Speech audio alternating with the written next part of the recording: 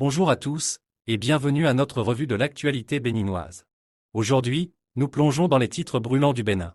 Découvrez les derniers développements politiques, économiques et sociaux qui façonnent la nation. Restez avec nous pour des informations détaillées sur les enjeux qui comptent pour les Béninois. De la politique aux arts, nous vous tiendrons informés. Restez connectés pour des informations complètes et impartiales.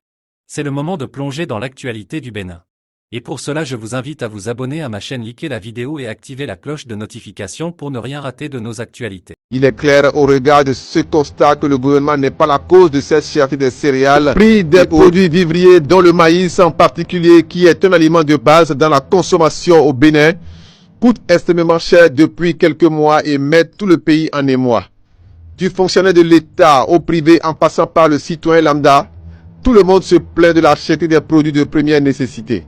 Même le piment, cette épice qu'on utilise à faible dose dans la cuisine, connaît une hausse et sur le marché, il se vend dans certaines localités à 2 piments verts pour 100 francs.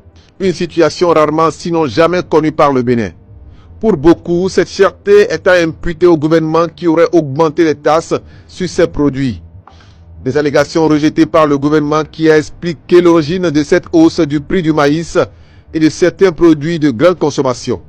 En effet, le porte-parole du gouvernement et le ministre de l'Agriculture avaient donné les raisons qui justifiaient cette hausse des prix.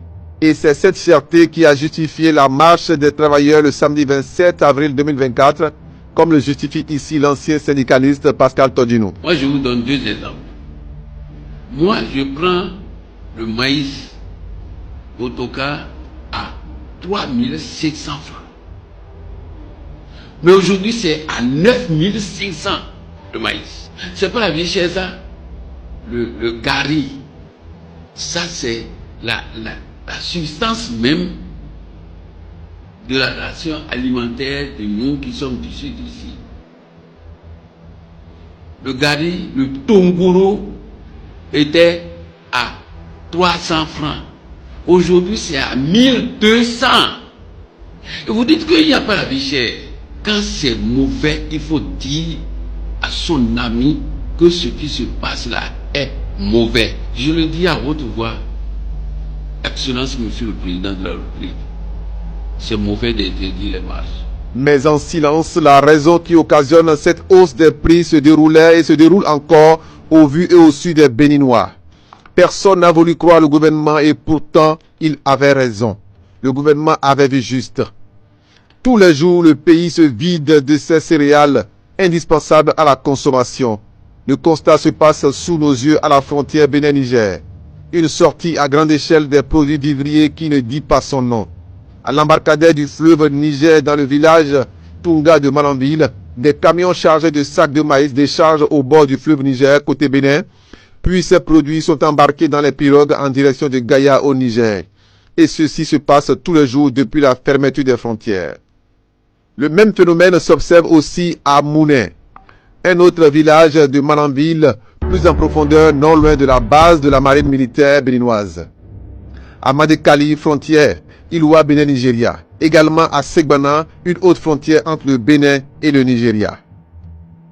Des tonnes de maïs, d'igname, de gari, de mil, d'ananas et divers autres produits de consommation sortent du pays sans aucun contrôle en direction du Niger par le fleuve, bien que la frontière soit toujours fermée par ce pays frère et en direction du Nigeria et autres.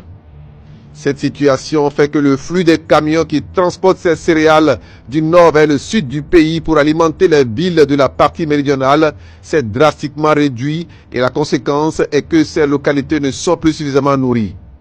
Ces céréales qui devaient descendre dans nos villes ont pris une autre direction, celui des pays voisins, comme vous le constatez, et ce, tous les jours. On ne va pas tomber sur quoi. Ok. On va bader dans les berges. Vous voyez le maïs que nous exportent et après on se plaint de la faim. Le président Talon doit fermer ce lieu. Ils envoient tout le maïs à l'extérieur.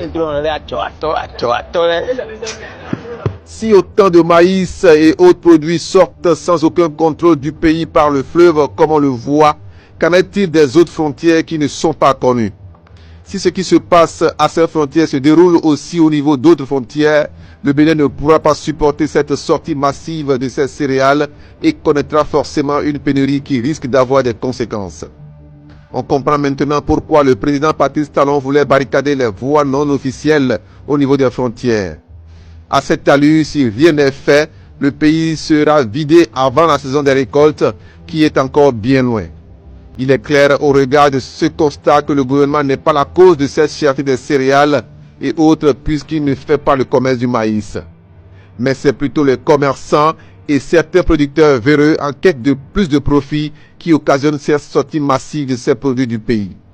S'il est vrai que le Bénin fait partie de la CEDEAO, de l'UEMOA et autres communautés qui garantissent le libre-échange entre les pays frères de la communauté, il faudra trouver un équilibre pour éviter au peuple béninois un manque criard de ces produits de grande consommation, tout en permettant aux pays frères de bénéficier de la production béninoise. Il faut donc que le gouvernement, même s'il n'est pas à l'origine de cette cherté, prenne des mesures pour garantir la consommation interne du pays avant la nouvelle récolte qui est encore bien loin, sinon dans 5 mois.